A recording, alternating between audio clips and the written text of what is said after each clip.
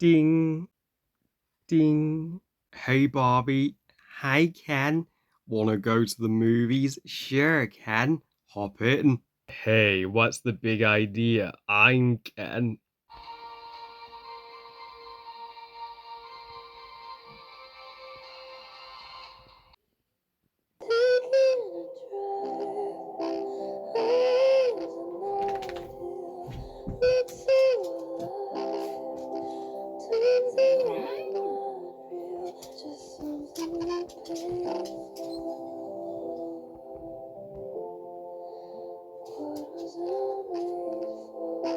Barbie, directed by Greta Gerwig, and is the fourth Greta Gerwig movie overall, as well as the 2023 first ever live action Barbie movie. Barbie tells the story taking place in Barbie Land, where stereotypical Barbie, played by Margot Robbie, is just living perfect day after perfect day.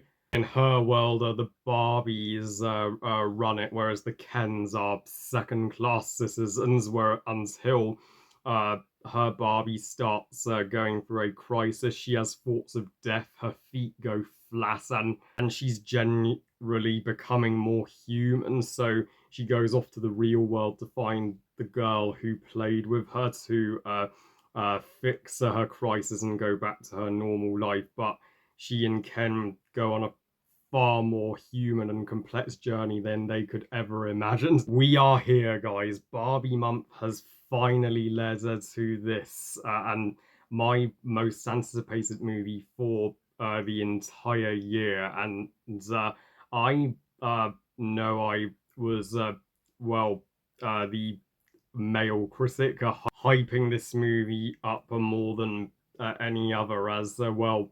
Uh, I mean, me and my sister's uh, lives wouldn't feel the same without Barbie. Our granddad was even called a Ken, so our granny felt like Barbie being married to a Ken, and my grandparents even gave my sister a Barbie dream house in our childhood. Barbie movies were some of the movies in my childhood that helped it feel magical.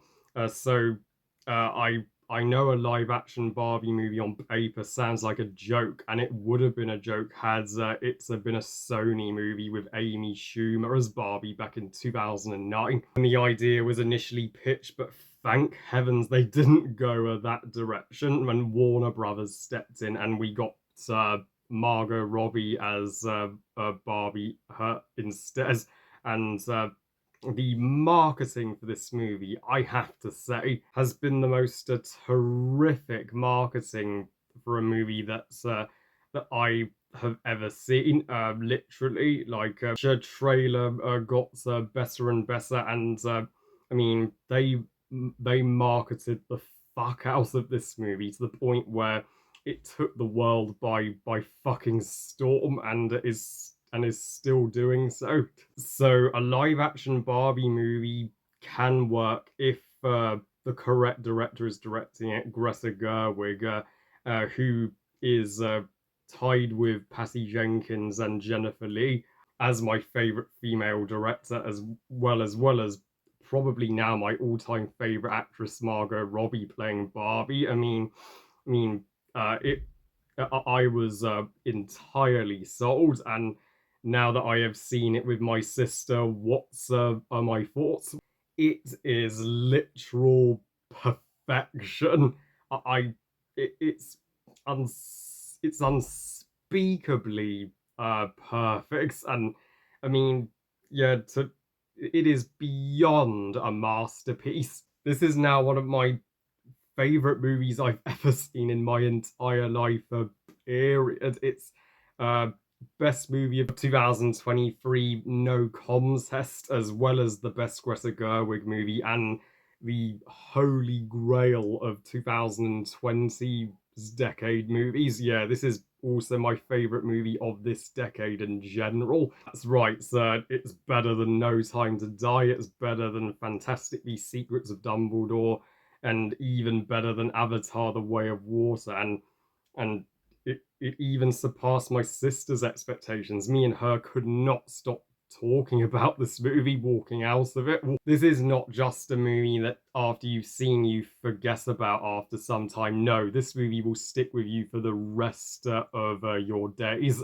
Trust me. And I mean, uh, do I even need to say how electrifying Margot Robbie is as Barbie? She's now solidified herself as the definitive Barbie, and this is now my uh, uh, Margot Robbie's signature role. Yes, even more so than Harley Quinn in the DCU. Not to mention her Barbie is hands down my movie crush of 2023. I mean, her Barbie is a freaking sweetheart, so who just wants to make make women happy and wants to make everybody around her happy. And when she well loses her perfect life, and when she starts to become more human, uh, and when she goes on her emotional journey to discover well how uh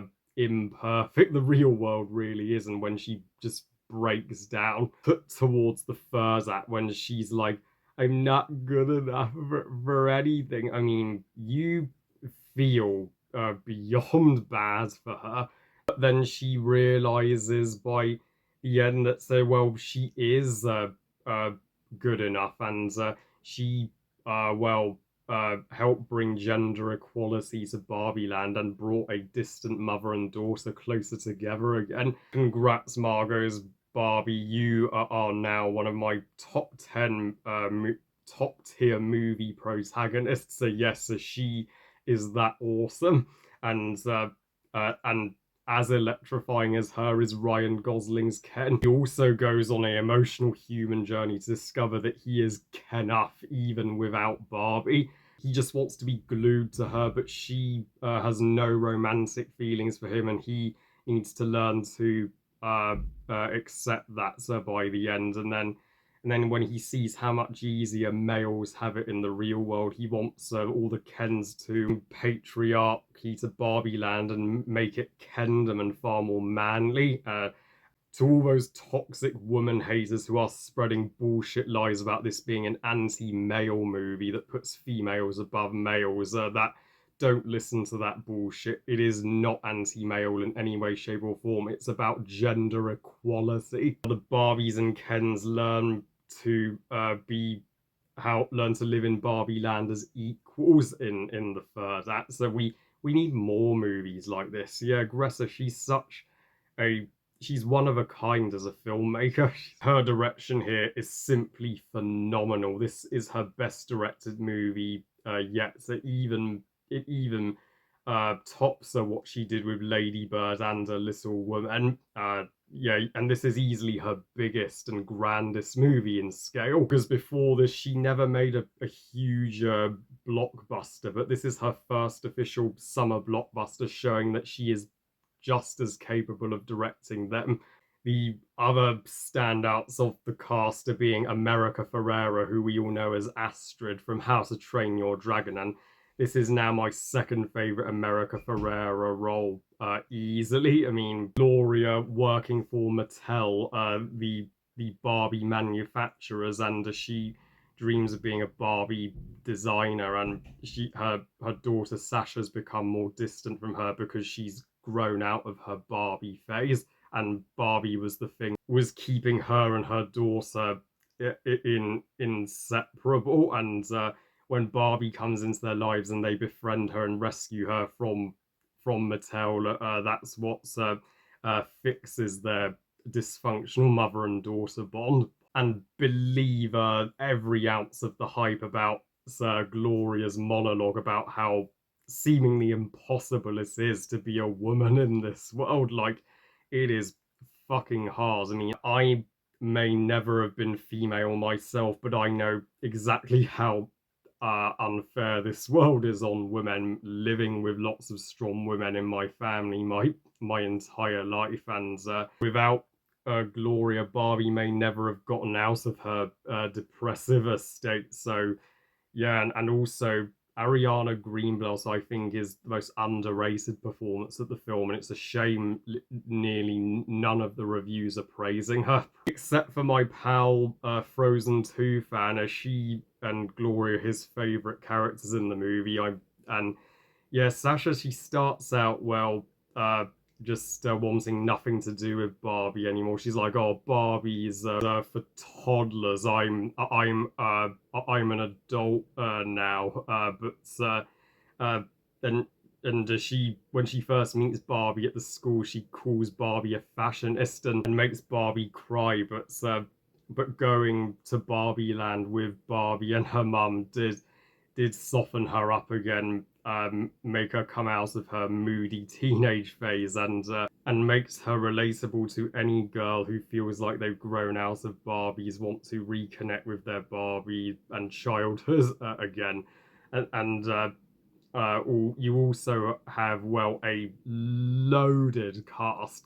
Helen Mirren, wonderful as the narrator. She's literally the female David Attenborough here, and her narration was quippy and witty as hell. And also Michael Shearer as Alan, a rejected Ken doll. And Kate McKinnon as weird Barbie, magnificent. Though her screen time may be limited, she is one of the most vital characters to the plot in the long run, being the one who sets Barbie up on her quest to begin with, and being the Rafiki of Barbie Land. Issa Rae as President Barbie, Lipper as Mermaid Barbie, Nucci Gatwa, the 14th Doctor himself, as a Ken doll, and Will Ferrell as the CEO of Mattel, and his character does seem like an antagonist to begin with, but by by the third act, you will realize where his true intentions lie. I heard criticism that Will Ferrell and his Mattel businessmen in suits were the weakest characters in the movie, but I don't think that at all. I think, well, it was important that they stuck around to the plot, because, well, and it was important that they were there so that Mattel would change for the better, as well as Barbie Land and Kendom. And the production value of this movie, the sets designed by Sarah Greenwood for Barbie Land, including Barbie's dream house, and freaking immaculate. I mean, this is the most gorgeous looking movie the entire year, and if this it would be a crime if this does not take home the Academy Award for Best Production Design. Felt like you were living in a huge living toy while in Barbie Land, like no fire, water, or any elements in it. Barbies take showers without water. They don't eat. They don't drink. And that was the intention. Yes, there was so much pink used to bring Barbie Land to life. There was an international shortage of pink paints. I mean, this is the pinkest movie you will in existence, and I be sure to wear pink to your screening, like me and my sister did.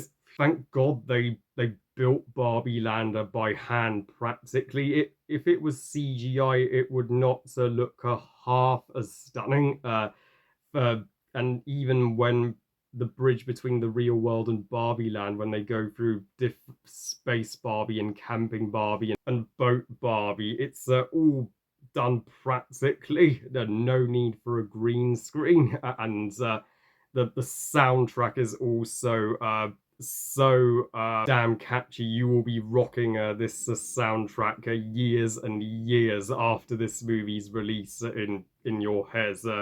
You know, from Lizzo's Pink to Doula's Dance the Night Away to uh,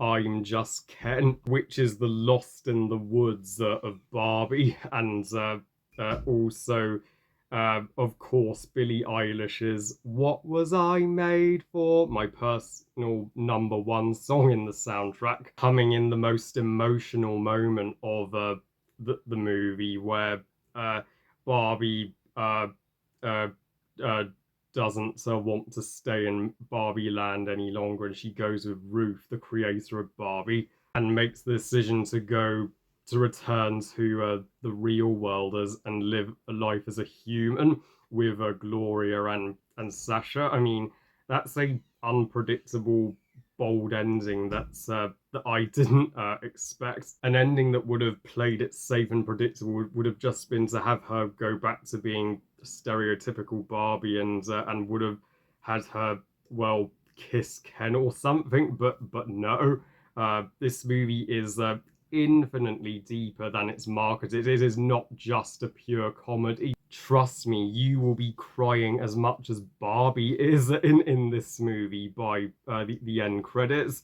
Oh, and stay for the end credits if you want to hear the classic Aqua I'm a Barbie girl in the Barbie world song, just in rap version. Also, fun fact, so when Margot Robbie did the classic Barbie foot pose when Barbie walks on her toes, they were literally Margot's feet. Because Margot doesn't like to use body doubles to do anything for her in her movies. What an inspirational role model. I'm sure Barbie Land is now one of my favorite cinematic worlds, but even when they go to the real world, there are still some genuine human moments, especially when Barbie meets this old lady on the bench and they exchange smiles as she realizes one day if she becomes human, she will grow older like her, and also Margot Robbie's Barbie is a badass and can hold her own. And like when she escapes Mattel, that's proved to be a heart racing action scene. Oh, and the Ken War during the I'm Just Ken sequence is well, it needs to be seen to be believed. So overall, I would recommend Barbie to literally every single human on this planet. So whether you're female, male, Barbie fan or not, and whatever age demographic, you will absolutely adore this absolute masterpiece like I did. And oh, and just be aware, it is rated PG-13 and 12A for good reason, as there is one brief scene of sexual harassment. But and Barbie even says out loud that she has no vagina and Ken has no penis to a bunch of construction workers in the real world. I am not kidding. Yeah, that's how ballsy and confident this movie is with its humor. So, yeah, Barbie really has it all as a film. What a film! I can see this being a high awards contender, and I can see this blowing up financially. This truly is the global phenomenon of 2023, and this and of the first 3 years of this decade. Special thanks to Greta and her husband Noah for this beautiful script, and please make a Barbie sequel, as the ending does leave the door open for uh, a Barbie sequel or two. I give Barbie. What do you think? 5 stars out of 5. Best movie ever. So yeah, and also happy 91st birthday to my granny, and seeing this movie on her birthday was particularly special as a way to for me and my sister to remember her by, because I think she and my mum would have absolutely loved this movie. So I'm glad we got to see it today for them. Well, I love you guys. Thank you for watching. I hope you guys enjoyed this review. And what are your thoughts on Barbie? Is it your favorite movie of the year, or is it not? So I am simply itching to know. Please comments and let me know. Please like this video and subscribe. Please follow me on Twitter and on Instagram. And I'll see you all next time when I do a ranking of the Barbie movies as the final video of Barbie month, as well as review Ted 2 and will and I will get to Oppenheimer because of course Barbie literally released the exact same day as Christopher Nolan's Oppenheimer on Barbieheimer. So we'll after I've seen Oppenheimer, we'll find out which movie I think won the Oppenheimer War. And remember, movies are us. Bye, guys.